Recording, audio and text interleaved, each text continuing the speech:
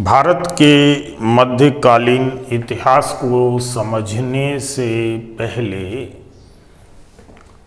हमें सल्तनत कालीन व्यवस्थाओं को देखना पड़ेगा कि भारत के संदर्भ में सल्तनत कालीन व्यवस्थाएं यानी राजनीतिक व्यवस्थाएं, इसकी आर्थिक व्यवस्थाएं किस प्रकार से रही हैं। और इसके बाद जो है ना, हमें मुग़लों की सत्ता को देखना पड़ेगा, मुग़लों के आगमन को देखना पड़ेगा, मुग़लों के उद्देश्य को देखना पड़ेगा। तो आज का जो चर्चा का विषय रहेगा वो भारत में मुग़लों के आगमन का होगा। किस प्रकार से मुग़ल भारत में आए और मुग़ल जो राजवंश था, तो मुग़ल डायनेस्टी का फाउंडर कौन था, भारत के संदर्भ में संस्थापक कौन था।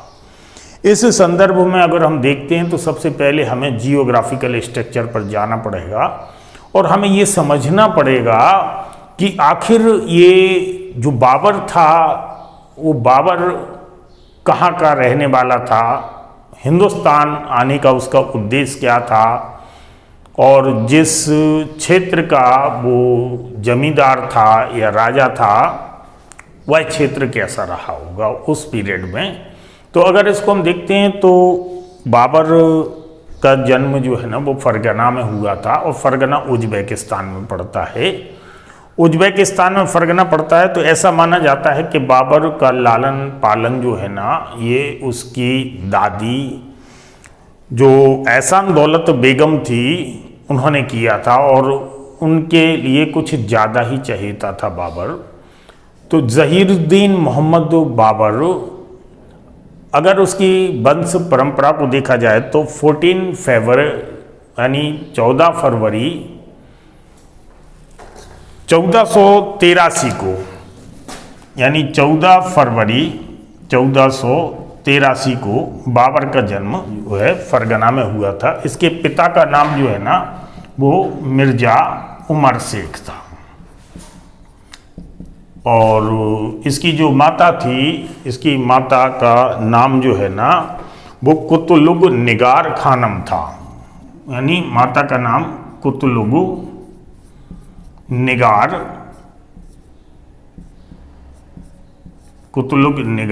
खानम था। ऐसा माना जाता है कि बाबर पिता की ओर से तैमूर लंग का 5वां वंशज था और माता की ओर से चंगेज खां का 14वां वंशज था। तैमूर लंग का 5वां वंशज से मतलब है कि तैमूर लंग के पुत्र परंपरा से जो है ना, जो मिर्जा उमर शेख थे ये उनके चौथे वंशज थे, और मिर्जा उमर शेख का बेटा ये बाबर 5वां वंशज था।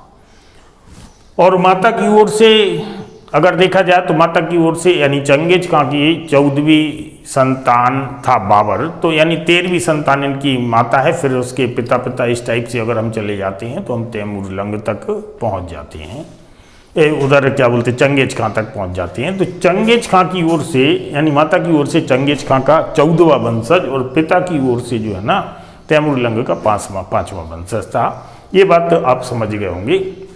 अब इसके बाद बात आती है कि जब बाबर का जन्म फरगना में हुआ था तो बाबर का जो बचपन बीता था वो उसकी दादी के संरक्षण में बीता था। और कहा जाता है बाबर अपने तुजुक बाबरी जो मुबय्यन शैली में लिखी गई है, मुबय्यन शैली यानी तुर्की भाषा की मुबय्यन शैली में लिखी गई। मुबय्यन शैली ऐसी शैली को कहा जाता है जो गद्य और पद्य दोनों में लिखी जाए। जैसे हमारे यहाँ सूत्र शैली होती है, सूत्र साहित्य कहते हैं, तो हमारे जो सूत्र साहित्य होते हैं संस्कृत के तो वो गद्य पद्य दोनों में लिखे जाते हैं। ऐसे ही तुर्की भाषा की मुबय्यन शैली में उसने अपनी आत्मकथा तो बाबरनामा या तुजुक बाबरी लिखी थी।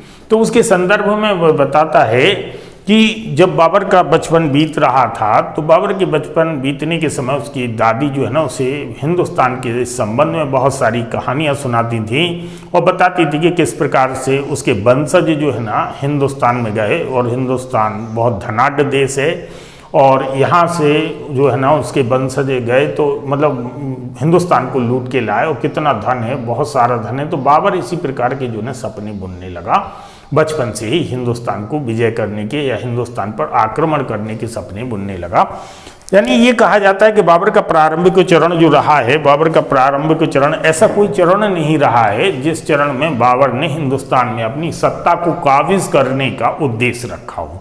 बाबर केवल हिंदुस्तान को लूटने के उद्देश्य से आया था, यानी भारत अपने जो धन का जो कमी है उस धन की कमी को पूरा करने के लिए हिंदुस्तान आया था, ऐसा उसका मानना था। लेकिन जब वो हिंदुस्तान आता है तो उसका उद्देश्य यहाँ पर बदल जाता है। तो सबसे पहले हम चर्चा करते हैं कि किस प्रकार से बाबर वहाँ पे फरगना में जो है ना जन्म ले रहा है, और किस प्रकार से वो बचपन से कहानियाँ सुनता चला आ रहा है, और किस प्रकार से जो है ना जब उसके पिता की मृत्यु हो जाती है तो 11 वर्ष की आयु में बाबर जो है ना, यानी 1494 के आसपास 11 वर्ष की आयु में बाबर जो है ना फरगना की गद्दी पर बैठता है।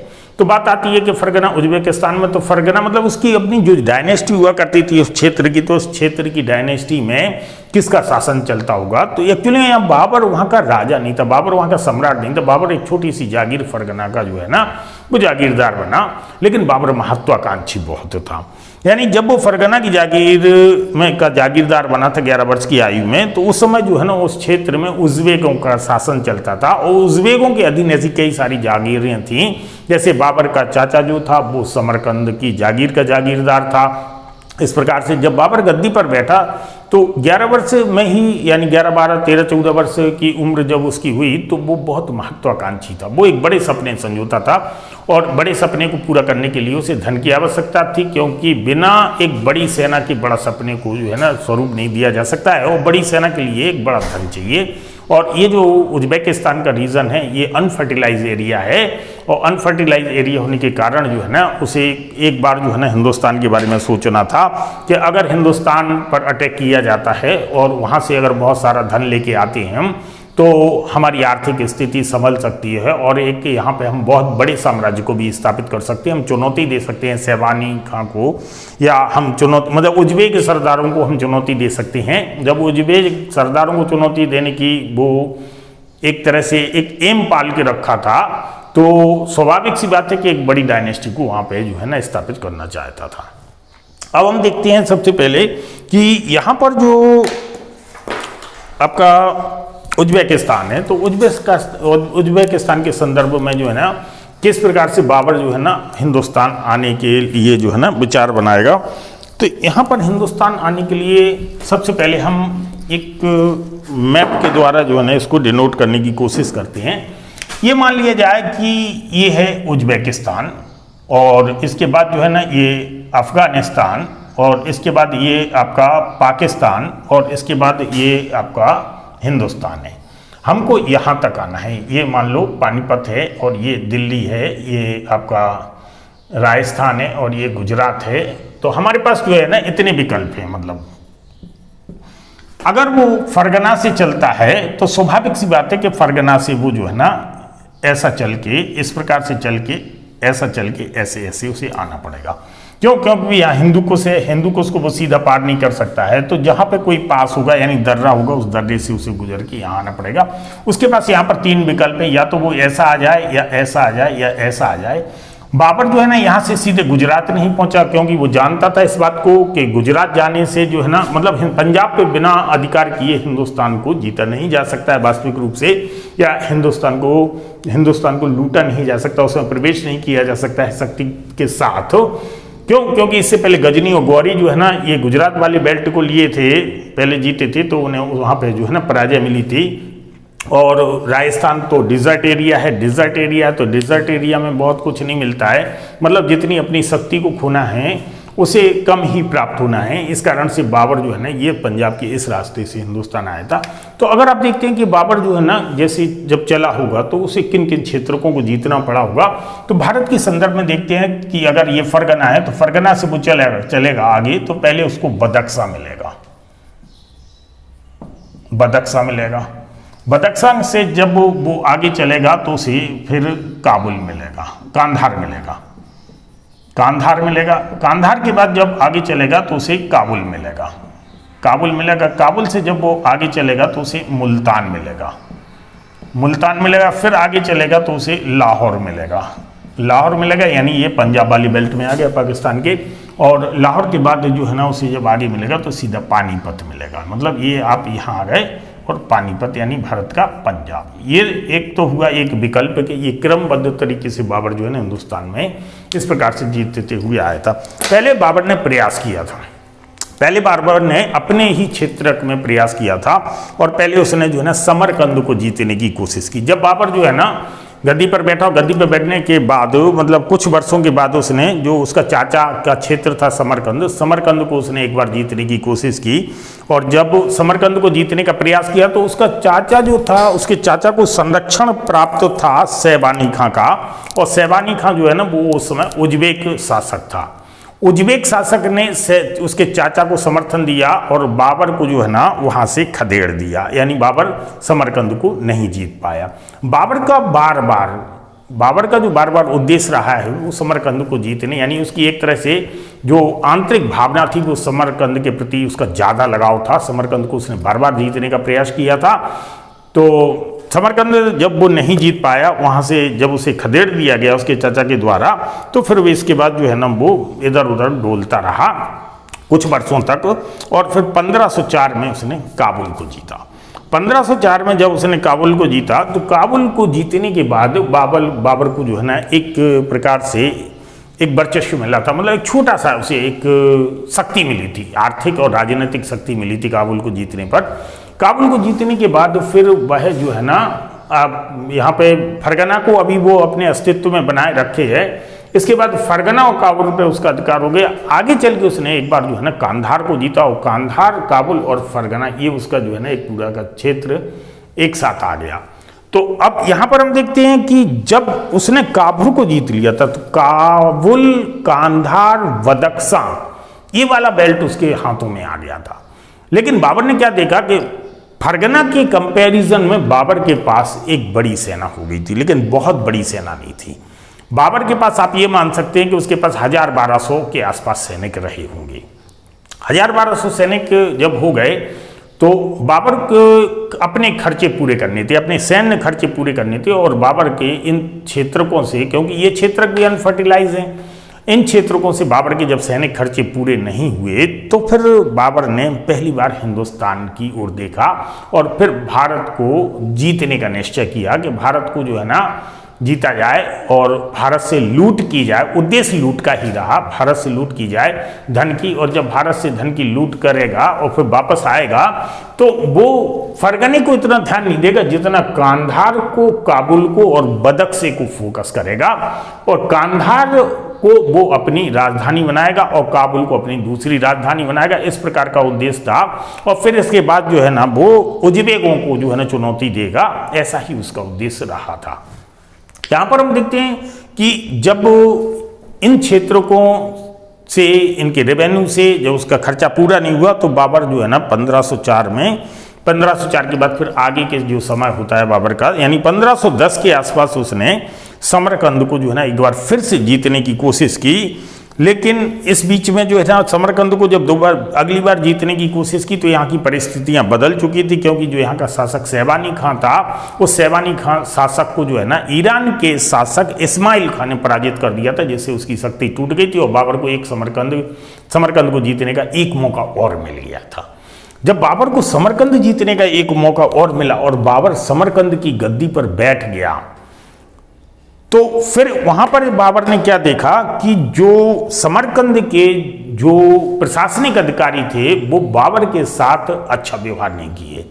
बाबर के साथ अच्छा व्यवहार नहीं किए, इसका मतलब ये हुआ कि बाबर की अपनी जो वंश परंपरा रही थी, बाबर का जो स्टेटस रहा था, सामाजिक जो स्टेटस रहा था, उसका सामाजिक स्टेटस उसको ऐसे लग रहा था कि उन समरकंद के प्रशासनिक अधिकारियों की जो वंश परंपरा थी उससे उसका स्टेटस को कमजोर करके आंका जा रहा था। और इसी कारण से जो है ना उन लोगों ने बाबर के साथ अच्छा व्यवहार नहीं किया और बाबर को समरकंद त्यागना पड़ा। समरकंद जब बाबर ने त्याग दिया तो एक तरह से उसका पूरी तरह से मन हट गया था समरकंद से कि अब समरकंद को प्राप्त करना काफ़ी मुश्किल है, क्योंकि समरकंद को अब बिना मजबूत शक्ति के जो है ना उस पर वर्चस्व कायम नहीं किया जा सकता है। इस प्रकार का बाबर का उद्देश्य हो गया। बाबर के बारे में कहा जाता है कि बाबर अपने तुजुक बाबरी में लिखता है कि वह हिंदुस्तान को विजित करने का सपना बचपन से ही देखता रहा, और जब तक उसने हिंदुस्तान को जीत नहीं लिया तब तक हर रात वह हिंदुस्तान को जीतने का सपना देखता रहा। वो बताता है तो जो कि बाबरी में कि शायद ऐसी कोई रात निकली हो मेरे जीवन की जिस रात मैंने भारत की विजय का सपना ना देखा हो। तो इस प्रकार से आप एक कल्पना कर सकते हैं कि जो व्यक्ति 1483 में जन्म लेता है, जो व्यक्ति 1494 में गद्दी पर बैठता है, वो व्यक्ति 1526 में पानीपत की लड़ाई को जीतकर हिंदुस्तान पर काबिज हो जाता है।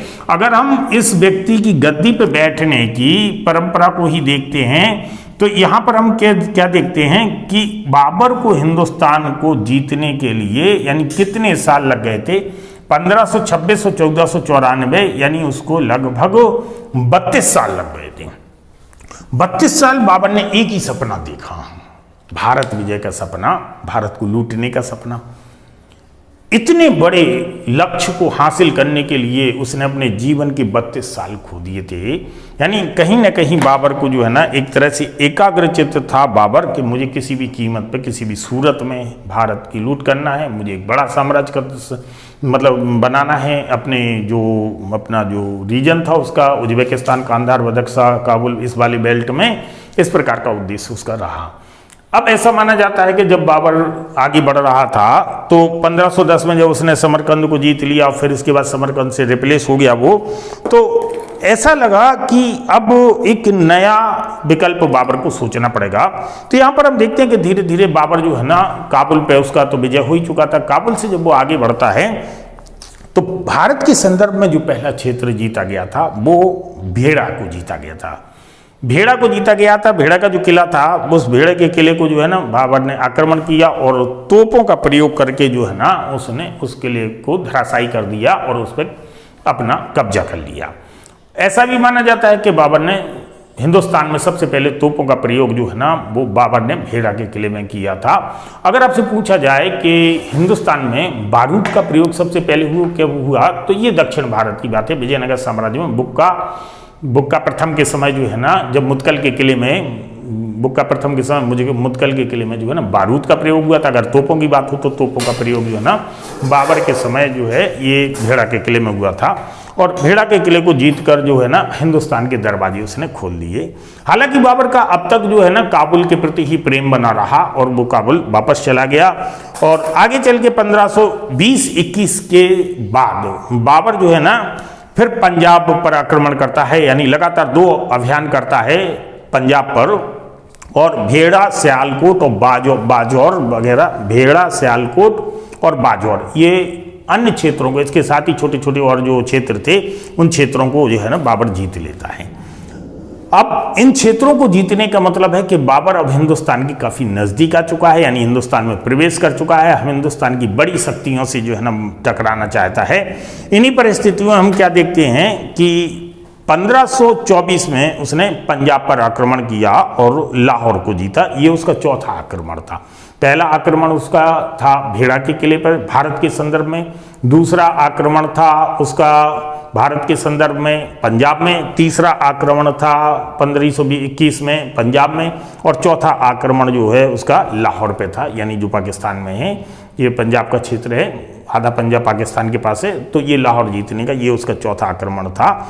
और यहाँ पर जब चौथा आक्रमण उसने किया और लाहौर को जीता तो इसी समय माना जाता है कि जो पंजाब का गवर्नर था तो 1525 के आसपास जो है ना पंजाब के गवर्नर दौलत खां लोधी का उसे आमंत्रण मिला था और ऐसा भी माना जाता है कि राणा सांगा का भी जो है राजपूताना क्षेत्र के राणा सांगा का भी जो है ना उसे आमंत्रण मिला था हिंदुस्तान पे अटैक करने का।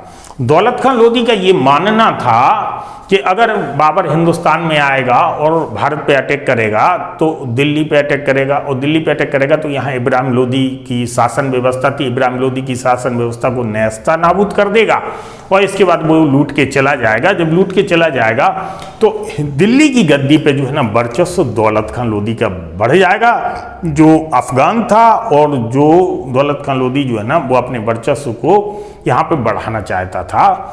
तो यहाँ पर हम देखते हैं कि दौलत खां लोदी ने जब आमंत्रित किया था बाबर को, तो बाबर जब यहाँ तक आ गया, पंजाब के क्षेत्र तक आ गया और इसके बाद पंजाब के क्षेत्र में कैंप लगाया था, उसी समय यानी 1525 में दौलत खां लोधी को जो है ना बाबर का मूल उद्देश्य पता लग गया। यहाँ तक आते आते बाबर का अब तक जो उद्देश्य था हिंदुस्तान को लूटने का, अब वो उद्देश्य हिंदुस्तान को लूटना नहीं बल्कि वो यहाँ पर शासन करने का उद्देश्य उसका हो गया था।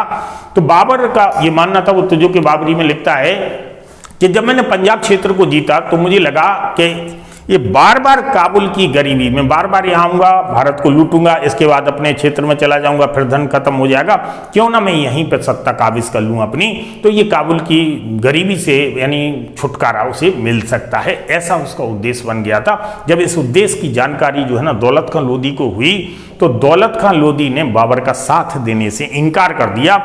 जब दौलत खां लोधी ने बाबर का साथ देने से इनकार कर दिया तो एक बार युद्ध दौलत खां लोधी और बाबर के बीच होना तय हो जाता है। इसी बीच में बाबर ने दौलत खां लोधी के बेटे दिलावर खां लोधी को तोड़ लिया और अपने पक्ष में कर लिया।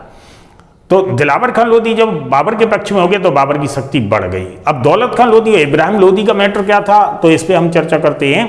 तो एक्चुअली क्या था कि दौलत खां लोधी खुद एक गवर्नर था और दौलत खां लोधी का जो दामाद था, दौलत खां लोधी के दामाद को इब्राहिम लोधी ने दिल्ली दरबार में बुला के अपमानित किया था और पंजाब के रेवेन्यू को या उसके आंकड़ों को पेश करने के लिए जो है आदेश दिए थे और भरे दरबार में उसके जो है ना दामाद को अपमानित किया था। इस बात का बदला लेना चाहता था दौलत खां लोधी, इसलिए उसने बाबर को आमंत्रित किया था और वो बाबर से इब्राहिम लोधी को दंडित करवाना चाहता था, ये उद्देश्य था उसका। यहाँ पर हम देखते हैं कि वो पंजाब को जीत लेता है बाबर, क्योंकि दौलत खां लोधी का बेटा जो है ना वो बाबर के साथ हो जाता है, पंजाब को जीत लेता है और इसके बाद जो है ना आगे बढ़ता है। यानी कि यहाँ पे लाहौर वाली बेल्ट और भारतीय पंजाब वाली बेल्ट जो है ना उसके हाथों में आ जाती है। तब इसके बाद जो है ना वो बाबर का जो 5वां आक्रमण होता है 1525 में, तो ये दौलत खां के विरोध में होता है, आई मीन दौलत खां के विरुद्ध होता है और इसके बाद इस पूरी बेल्ट को जीत लिया जाता है। 1526 में जो 6वां आक्रमण होता है बाबर का, वो इब्राहिम लोधी के अगेंस्ट होता है। 6वां आक्रमण एक इब्राहिम लोधी के अगेंस्ट होता है और 20 अप्रैल 1526 को बाबर की सेना और इब्राहिम लोधी की सेना जो है ना वो आमने सामने आ गई पानीपत के मैदान में। तो ये पानीपत का पहला युद्ध हुआ और यहाँ तक बाबर का अब तक का जो है ना 1526, यानी आप समझ सकते हैं कि 32 साल का बाबर का सफर पानीपत के मैदान में समाप्त हो जाता है।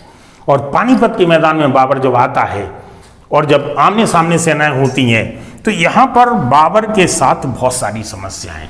सबसे पहले तो युद्ध करने से पहले बाबर ने को अपने सैनिकों का मनोबल बढ़ाना था, क्योंकि बाबर के सैनिकों को, बाबर को इस बात की बिल्कुल पूरी तरह से सूचना थी कि इब्राहिम लोधी के जो सेना थी, इब्राहिम लोधी की जो सेना थी, ऐसा माना जाता है कि उसकी सेना 1 लाख से अधिक थी, 1 लाख से अधिक थी।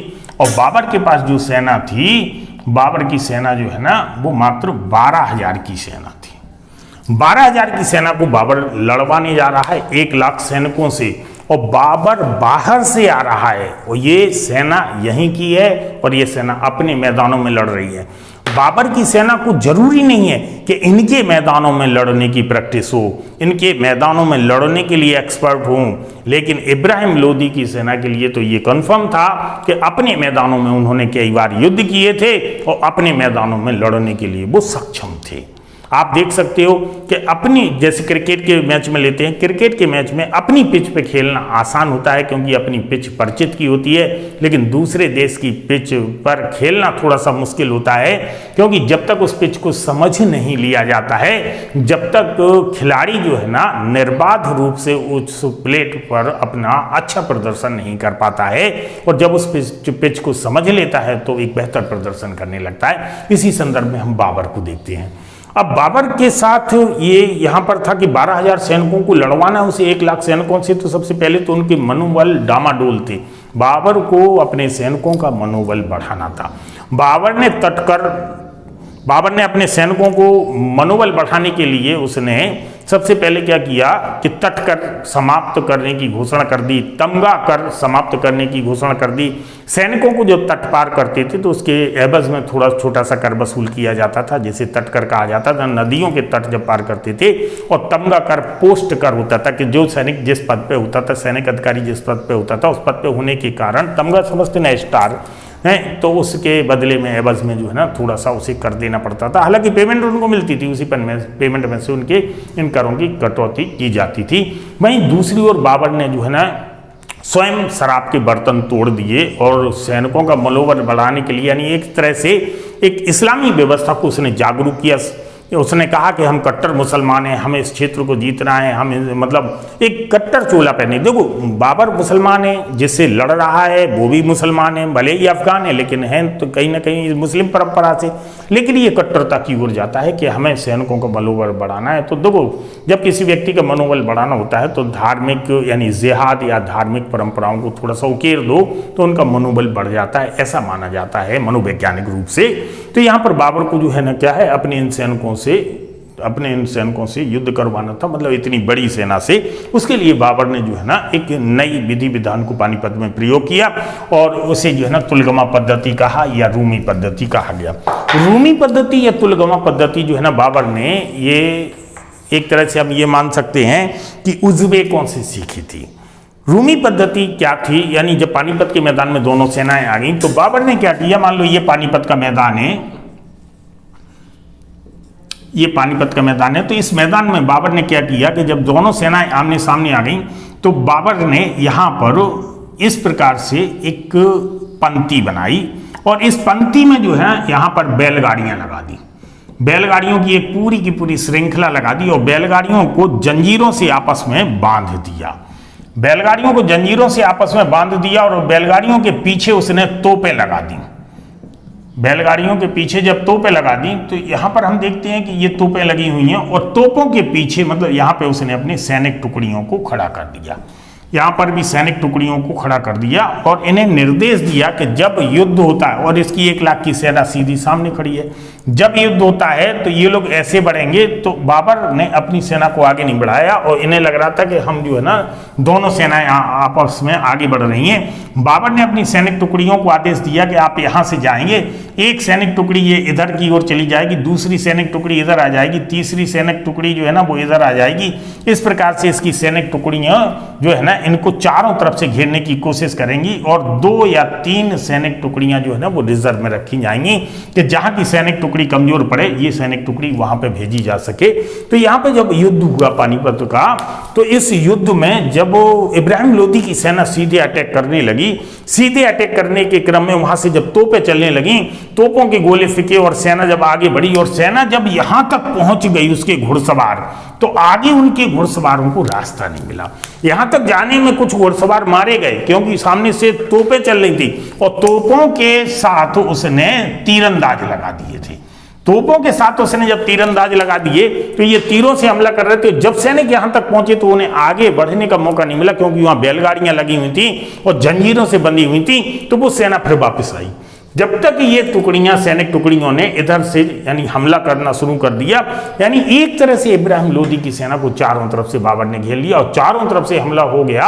इब्राहिम लोदी की सेना इस हमले को बर्दाश्त नहीं कर सकी और इब्राहिम लोदी की सेना बुरी तरह से पानीपत में पराजित हुई। और यहाँ पर जो है ना बाबर की इससे वैज्ञानिक तकनीकी से यानी 12,000 सैनिकों ने जिस वैज्ञानिक तकनीकी से युद्ध को जीता था, ये इतिहास में अपने आप में एक महत्वपूर्ण स्थान रखता है और पानीपत जो है ना बाबर ने जीत लिया।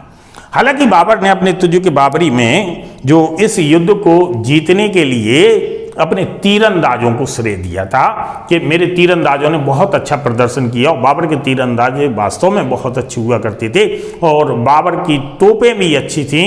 और बाबर के जो तोपची थे उन तोपचियों में कहा जाता है कि बाबर के पास 2 बेहतरीन तोपची थे जो पूरी तोप व्यवस्था का निर्धारण करते थे।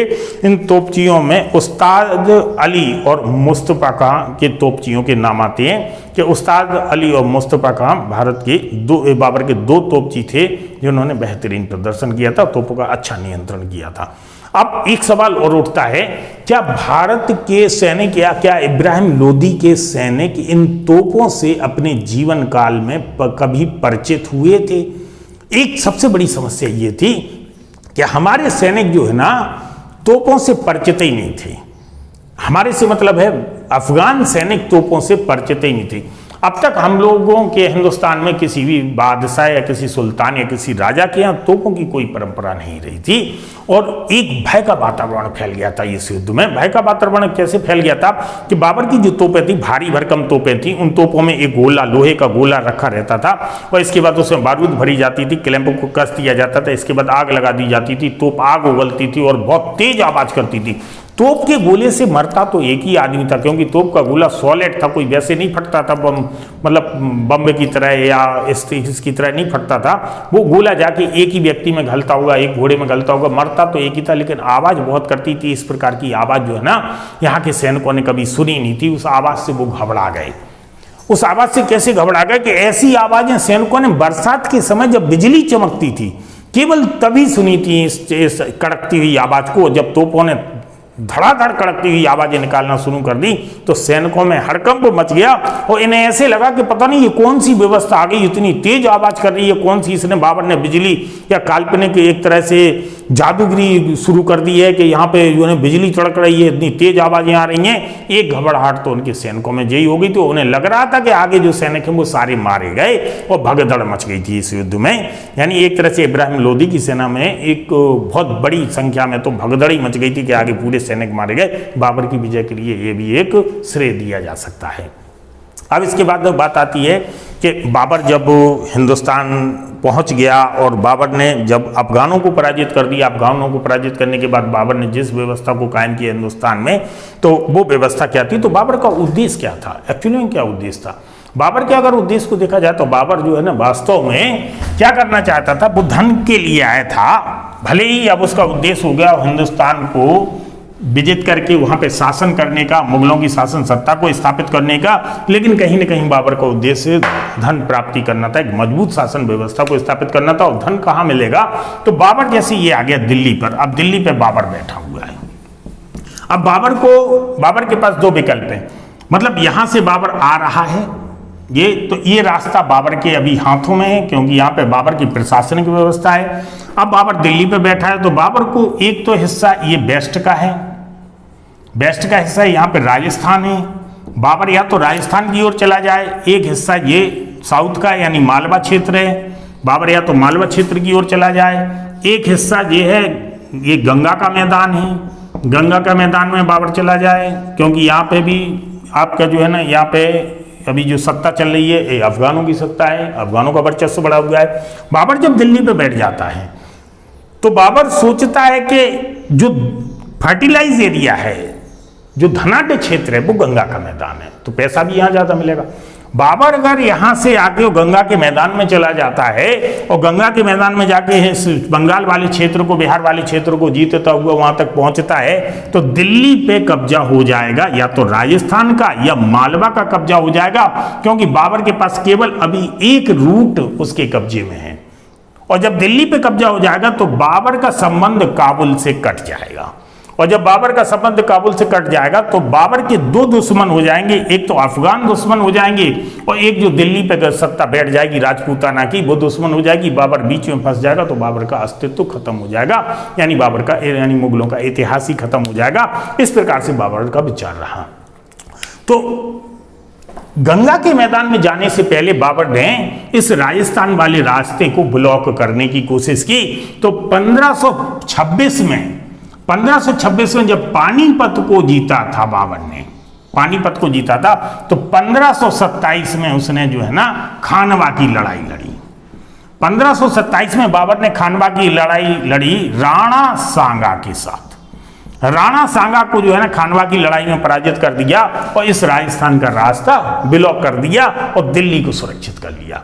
इसके बाद उसने, अब इसके पास दो रास्ते हो गए। देखो, एक तो आपका नॉर्थ वेस्ट का रास्ता इसका कवर्ड हो गया, एक आपका वेस्ट का रास्ता कवर्ड हो गया बाबर के लिए। अब इसके बाद दक्षिण का रास्ता यानी मालवा का रास्ता कवर्ड करना था उसे। तो उसने जो है ना 1528 में चंदेरी का युद्ध लड़ा। चंदेरी का युद्ध लड़ा मेदिनी राय के साथ।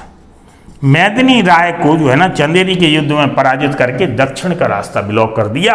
अब देखो बाबर का 3 रास्ते ब्लॉक हो गए और चौथे रास्ते पे बाबर को खुद ही जाना है। अब चौथे रास्ते पे बाबर को खुद जाना है तो दिल्ली को उसने सुरक्षित कर लिया। ये दिल्ली सुरक्षित हो गई तो बाबर का संबंध काबुल कांधार से बना रहा, लगातार टच रहा। अब इसके रास्ते को ब्लॉक करना आसान नहीं होगा। फिर इसके बाद जो है ना बाबर कहाँ चला, चंदेरी के बाद बाबर जो है ना वो पूर्व की ओर चल दिया और इसके बाद 1529 में उसने घग्घर या घाघरा का युद्ध लड़ा और घाघरा का युद्ध अफगानों के साथ लड़ा गया। अफगानों के साथ जो पूर्व की ओर अफगान थे, घाघरा का युद्ध लड़ा और घाघरा का युद्ध जीतने के बाद बाबर जो है ना जब आगरा की ओर वापस आ रहा था तो आगरा की ओर वापस आने के समय रास्ते में ही बाबर की मृत्यु हो गई और इसके बाद बाबर को जो है ना यहाँ पर आगरा में दफना दिया गया। बाद में आगे चल के जो है ना बाबर की अस्थियों को जो है ना काबुल में दफना दिया गया, क्योंकि उसने कहा जाता है कि उसने अपनी बेगम से कहा था कि मेरा जो है ना जो दफन किया जाए, मुझे काबुल से बहुत मोहब्बत है और मुझे जो है ना काबुल में दफन किया जाए। तो आगे चल के उसकी जब पत्नी काबुल से आई शेरशाह सूरी के समय तो शेरशाह सूरी से उसने रिक्वेस्ट की थी कि बाबर की अंतिम इच्छा ये थी, तो शेरशाह सूरी ने उसकी अस्थियों को ले जाने दिया, कब्र से अस्थियां खुदवाई और इसके बाद ले जाने दिया गया और फिर उसके बाद काबुल में जो है ना उसका मकबरा बनवा दिया गया, वहीं पे उसकी अस्थियों को दफना दिया गया। देखो बाबर की जब ये जीत रहे थे चंदेरी, जब ये राजस्थान जीत लिया था उसने, जब ये क्षेत्र जीता जा रहा था, चंदेरी वाला दक्षिण वाला क्षेत्र जीता जा रहा था, तो इससे पहले उसने ग्वालियर को जीता था। यानी हुमायूं के नेतृत्व में ग्वालियर एक सेना भेजी गई थी और कछवाहा वंश का शासन था ग्वालियर में और कछवाहा वंश को हुमायूं ने जीतने की कोशिश की थी। इसी कछवाहा वंश से हुमायूं को कोहिनूर हीरा मिला था, कोहिनूर हीरा मिला और उसने बाबर को भेंट किया। खुश होके जो है ना बाबर ने हुमायूं को ही कोहिनूर हीरा दे दिया कि तुम रख लो और इसके बाद वो कोहिनूर हीरा हुमायूं के पास रहा। आगे चल के वो कोहिनूर हीरा की अलग कहानी है, वो फिर मतलब एक बहुत जगह वो चलता फिरता रहता है, ये आगे देखेंगे। तो ये था आपका बाबर का भारत विजय अभियान। देखो अगर बाबर के भारत विजय अभियान को देखना है हमें या बाबर के युद्धों को देखना है तो सबसे पहले हम ये जियोग्राफिकल स्ट्रक्चर बना लें। मतलब उज्बेकिस्तान में हम फरगना बना लें, अब उसे हिंदुस्तान लेके आए तो जैसे ही वो उज्बेकिस्तान से चलेगा तो पहले उसे क्या मिलेगा, पहले उसे बदक्सा मिलेगा, बदक्सा के बाद कांधार मिलेगा, कांधार के बाद उसे काबुल मिलेगा, काबुल के बाद उसे क्या मिलेगा, मुल्तान मिलेगा, मुल्तान के बाद लाहौर मिलेगा, लाहौर के बाद जो है ना क्या मिलेगा, पानीपत मिलेगा, पानीपत के बाद दिल्ली में स्थापित हो जाएगा, फिर आगरा पे क्या कब्जा करेगा, आगरा पे जब कब्जा करेगा इसी बीच में हुमायूं को ग्वालियर भेजेगा हैं और इसके बाद जो है ना वो खानवा का युद्ध, आप पूरब की ओर जाना है तो खानवा का युद्ध लड़ेगा, यानी पहले राजस्थान को प्रोटेक्ट करेगा तो खानवा का युद्ध होगा, तो खानवा के युद्ध के बाद फिर दक्षिण भारत को प्रोटेक्ट करेगा तो चंदेरी का युद्ध होगा और इसके बाद वो घाघरा का युद्ध होगा। घाघरा के युद्ध के बाद जब वापस आएगा तो बाबर की मृत्यु हो जाएगी। बहुत सिंपल है बाबर को समझना और बाबर के उद्देश्य तो आप समझ ही सकते हैं, जैसा कि उसने अपने तुजुक बाबरी में बहुत कुछ लिखा है। बाबर ने अपने तुजुक बाबरी में हिंदुस्तान के आर्किटेक्ट का एक तरह से बहुत ज़्यादा पढ़ाई नहीं की है, उसने केवल ग्वालियर के जो आर्किटेक्ट था उसकी तारीफ की है। बाबर ने हिंदू राज्यों की भी चर्चा की है, शायद 5 हिंदू राज्यों की चर्चा की है। विजयनगर साम्राज्य को सबसे धनाढ्य बताया है बाबर ने अपने तुजुक बाबरी में। जब मैं आपको पूरी तुजुक बाबरी की जो है ना एक स्टोरी सुनाऊंगा मुगलों के, जब हम साहित्य को देखेंगे, मुगलों के साहित्य में जब तुजुक बाबरी के प्रक्रम बताऊंगा कि किस प्रकार से जो है ना तुजुक बाबर ने किन किन कथाओं को, किन किन गतिविधियों को, भारत की संस्कृति को, भारत के सामाजिक व्यवस्था को, भारत की राजनीतिक व्यवस्था को किस नज़रिए से देखा है, उस संबंध में जब मैं बताऊंगा तो फिर आपको जो है ना इसके बारे में डिटेल में चर्चा की जाएगी। अभी हाल फिलहाल इसके संबंध में बाबर के बारे में इतना आप अगर देखते हैं, इतना आप समझते हैं तो काफ़ी आसान हो जाएगा। अगले चरण में मैं हुमायूं के बारे में चर्चा करूँगा, हुमायूं के विजय अभियानों के बारे में चर्चा करूँगा नेक्स्ट वीडियो में।